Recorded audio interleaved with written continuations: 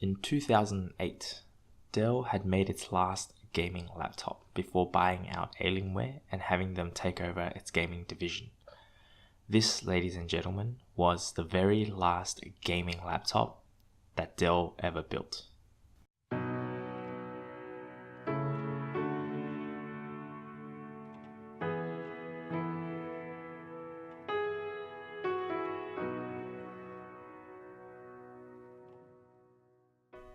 So what makes this piece of metal and plastic so expensive, yet enticing back in the day that somebody wanted to buy this instead of a used car? How well has it aged? And can you still game with it today?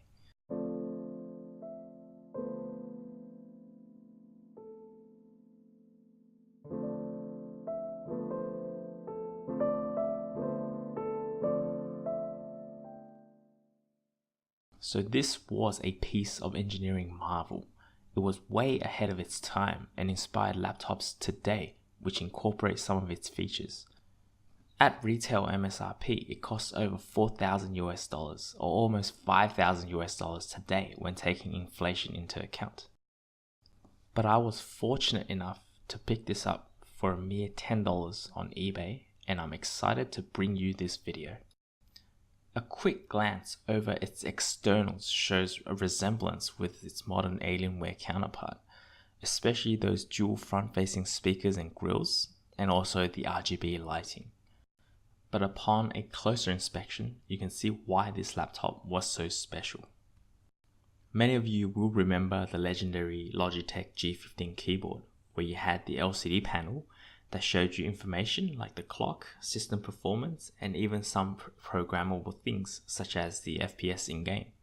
Yep, this laptop had it. It is the exact panel that Logitech uses on their G15 keyboard, and I'm surprised that the drivers still work in Windows 10 today.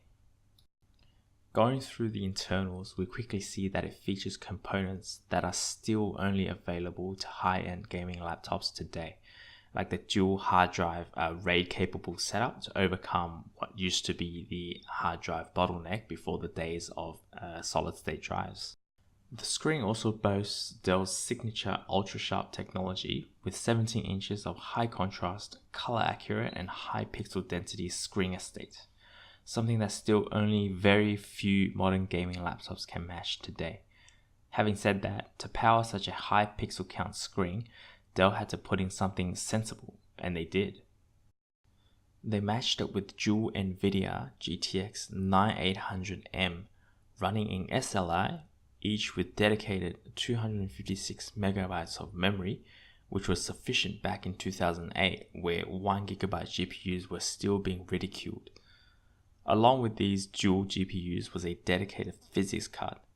Yep, I did say this laptop was ahead of its time, as the PhysX technology kinda didn't pan out well. So now that you've been introduced to the ins and outs of this laptop, let's try out some games and see how well it has aged.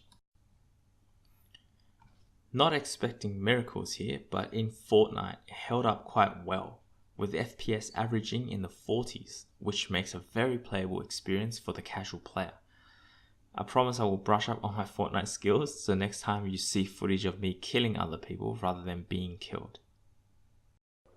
Booting up CSGO was a bit of a bummer, as I think there was some kind of driver issue, maybe with the SLI, but I think an average of 40 FPS in CSGO is quite low for the specs.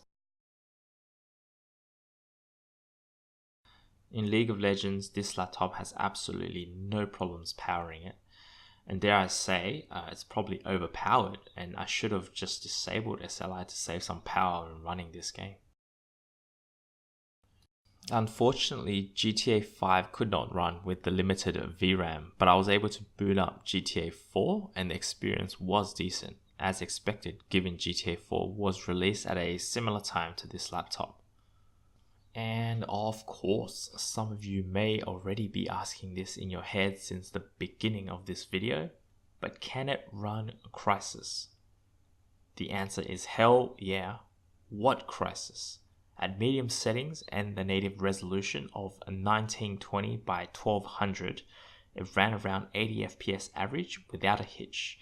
The SLI optimization must have been superb for this game, and frankly I am puzzled as to why Fortnite runs worse than this. Come on guys, look at it. This at 90 FPS and Fortnite at only 40? So there you have it guys. I was definitely not disappointed with this laptop, especially at the price I paid, and I can also see why it may have costed that much back in the day. I would have loved to try out more games, but the DirectX API was a limiting factor, as most modern games would just not run. So I will keep this laptop, and I think one day it should become a collector's item.